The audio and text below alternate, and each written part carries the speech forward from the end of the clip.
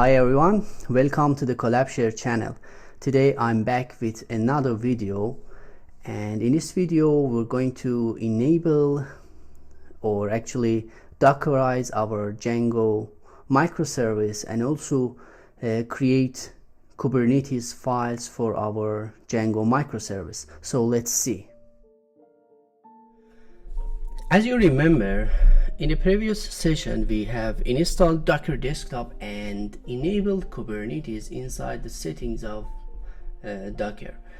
But throughout the last week I've been struggling to enable some features of Kubernetes such as ingress and a dashboard, and so I decided to disable Kubernetes in the Docker setting and switch back to the Minikube installation of Kubernetes. It is pretty straightforward to install Minikube using the options provided in this documentation page. For each OS type you can find a different installation approach to install and run Minikube. For macOS, my preferred way is to use Homebrew, and it is just required to issue this command and boom, everything is up and running. So let's see how to install. Brew install Minikube. I have installed and I'm just using Minikube. So in your case it may take some time to install Minikube. Based on my experience, this installation is really handy. It works without any further configuration or any further Google search. Okay, now that we have installed Minikube, let's see how we can interact with it. First of all, we need to initialize our cluster by issuing this command, Minikube start. It takes some time, and as you can see, it is using Docker Desktop driver in my case as virtualization technology, and in your platform, based on your installation type, it may be used some other virtualization technologies. This documentation page will give useful information on how to start and manage our clusters. Now that our Minikube installation is working correctly, let's see how we can see our Minikube dashboard. Minikube dashboard. It is required to enable this add-on metrics server to see different statistics about our clusters. So let's enable this add-on, Minikube add-ons enable.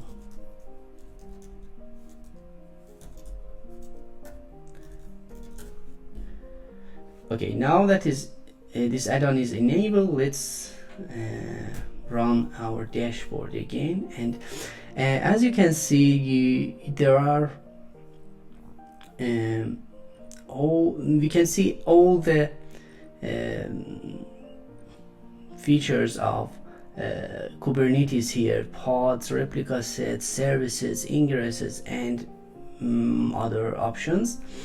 This page is useful during development, and we will refer to this dashboard occasionally to see how our clusters is working.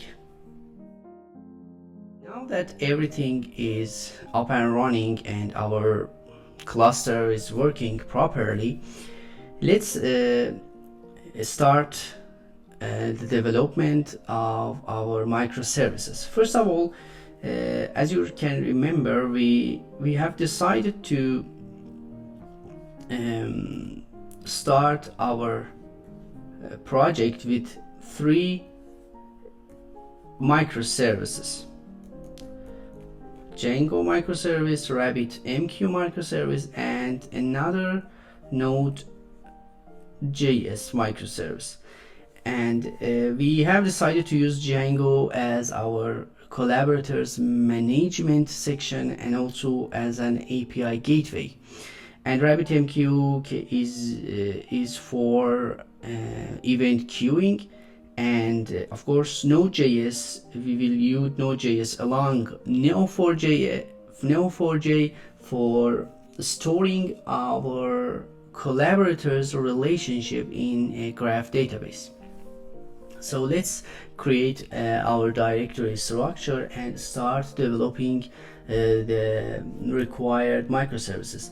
First of all, we need to create a root directory for our project. So we create a Collabshare directory. We go inside that directory.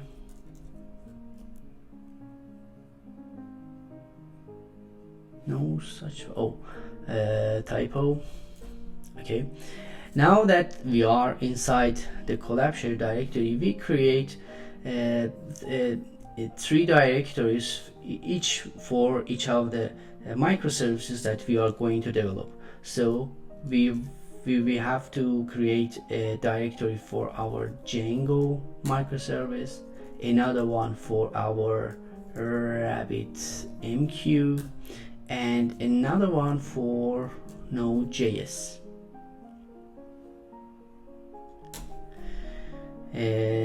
So this is how our directory structure will look like. In this session, we will develop a Django section, and actually we start to configure Docker file and Kubernetes Yaml files for our Django microservice. And in the next sessions, we will configure other microservices. Now that we have created the structure of our Collabshare platform, let's start developing the first microservice, the Django microservice. First of all, we need to install Django, and as you can see in this documentation page, the latest version of Django is 4.1, which will work with Python versions 2.8 to 3.11. And I decided to install the latest version of Python using Python's official website. So I download and installed in my workstation. And after that, before installing Django, I would like to create a virtual environment. And my preferred way to use virtual environment for Python projects is to use Pipenv command. So let's first install this command for our preferred Python version. I have already installed, and so nothing will happen. After that, we need to create a virtual environment for our Django project. So it is easy, it is just need to use this command and it will create a virtual environment. After that, if we ls, we will see that a pip file will be created. Now let's install the Django framework in our virtual environment, and after that we need to create or start our Django project. So let's use those commands. First, install Django. This command will install the latest version of Django, and as you can see, our virtual environment is enabled.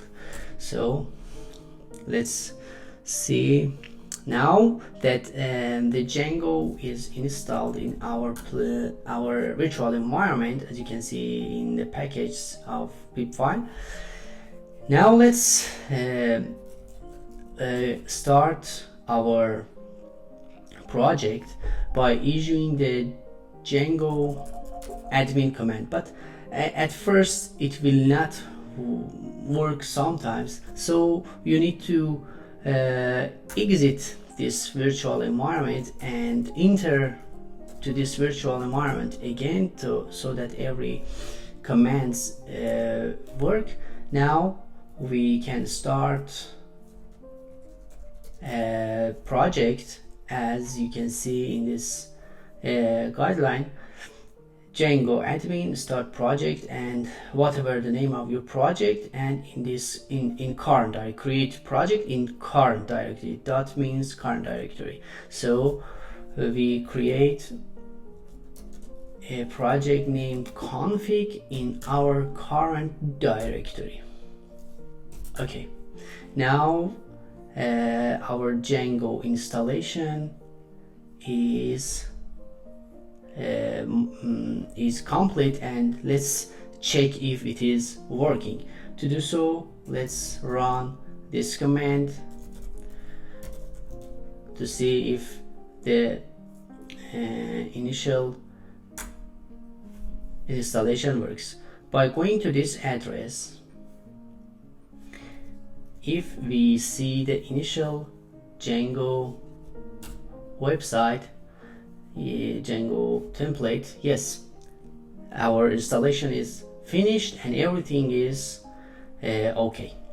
So we successfully installed Django in our platform. Now for the next option, we need to create a Docker file, and so we need to Dockerize our project, and also after that we need to create Kubernetes YAML files. So let's see how we can create those files. Okay, now let's open our Django project using VS Code and create a Docker file here, and specify the Python version that we want to use in our container. Then we will provide a useful environment variable for Python. This environment variable tells Python to redirect all stdout and stderror streams to in real time to Docker container logs, so we can see what's going on in our project in real time. Next, let's specify our working directory inside the container, and after that copy the requirements.txt file to our container. We will create the requirement.txt file after completing this Docker file. After that, we need to install all the packages inside the provided Docker file, provided requirements.txt file, sorry.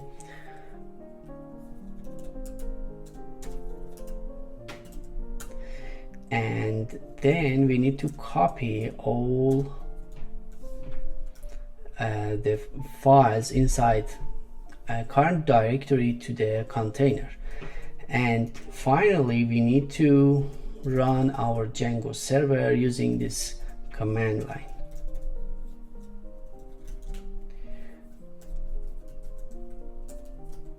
On port 8000. As you can see, this is a simple Docker file, but as we go along the way, we will modify this Docker file to add some other features for our Django project. Let's create the requirements.txt file based on this Pipenv command. And if we get the requirements, typo, I specified it as a requirement, so I need to change it to requirements.txt in order to be useful in our container. Let's check it again. Okay, now that we have created the requirements file, we need to issue the build command of Docker inside this directory in order to build the Docker container, Docker image. And after that, we need to tag our image and push it. Then we need to push it to our Docker Hub repository using this command.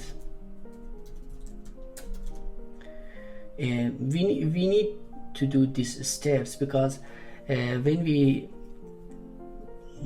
create Kubernetes, we need to pull this image into the Kubernetes cluster and create our containers inside the cluster.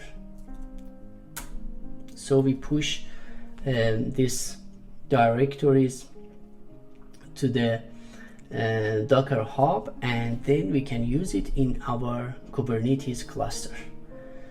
So everything is completed, and as you can see, we have uploaded, we have pushed our container into the Docker Hub.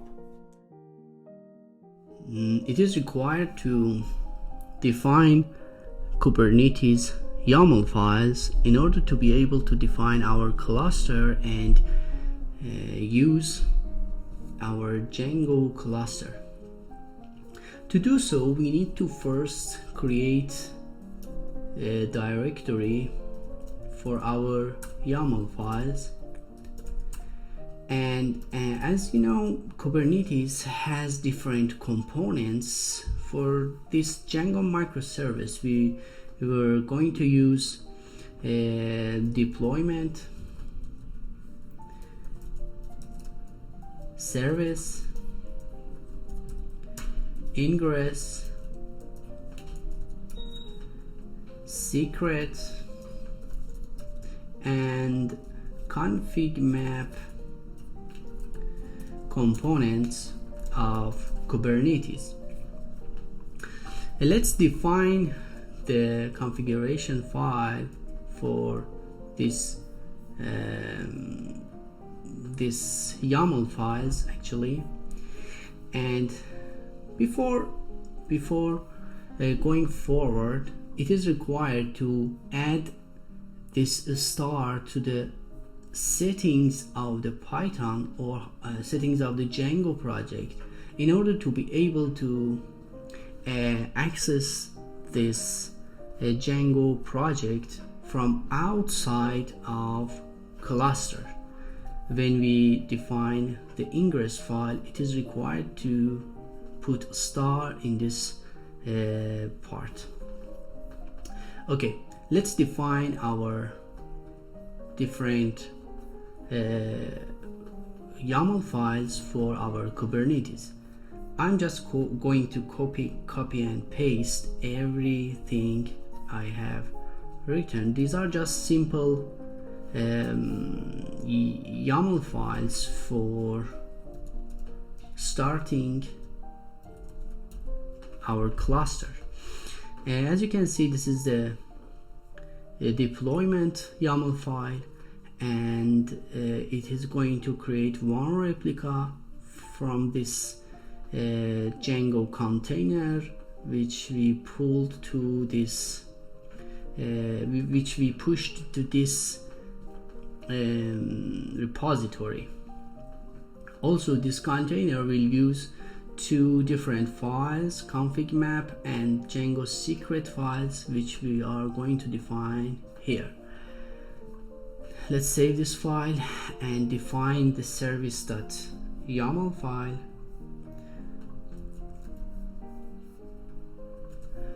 In this file, we just define a YAML file for our Django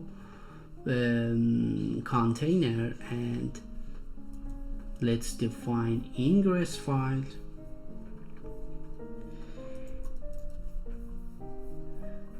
Ingress actually enables us to access our container inside cluster from an external app. For example, if we want to access our Django website from browser in our workstation, we need to define ingress file and also enable ingress as a Minikube add-ons, and define this ingress file in order to be able to access Collabshare.local, which is going to be our Django project. And we need to when we add this Collabshare.local, this as a host, we need to put star here, or we need to add Collabshare.local in this allowed hosts, and also we need to add this Collabshare.local into our etc hosts file, which I will show after defining these YAML files. And now let's define secret and config map files. These are just simple files that we need to define for our project.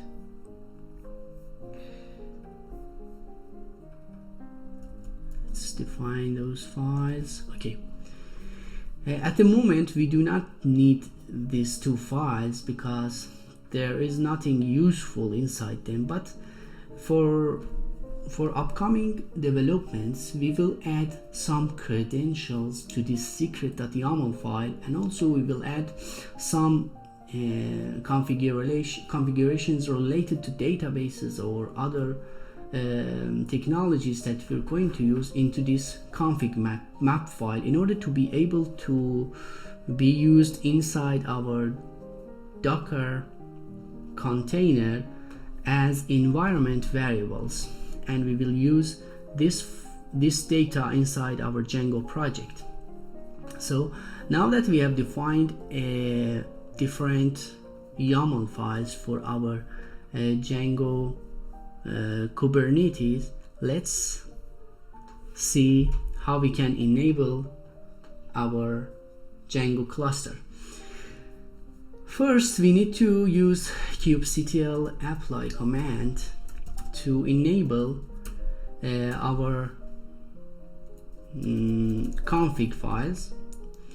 First, we enable secret.yaml, then config map.yaml, and then deployment, service, and of course ingress. And we need also to enable ingress add-on using this command. So let's add this add-on to our Minikube installation. It takes some time, and after that we need also to add Collabshare.local into our the etc hosts file. So we need to add file Collabshare.local to this file. I have added before, so it will enable us to access our Django project using this address. Okay, let's see if it is enabling. And also to see our pods, our deployments, we need to use the Minikube dashboard here.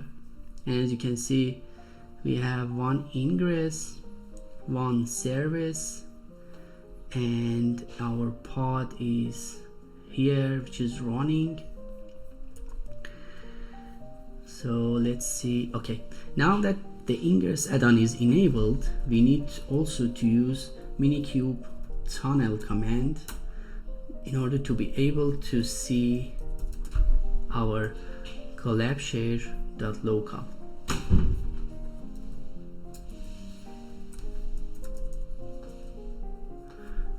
And now everything is working correctly, and we are able to see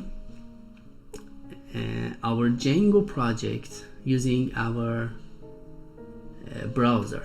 This Django project is actually running inside our cluster, and using ingress we have enabled this address to refer to the Django project inside the container.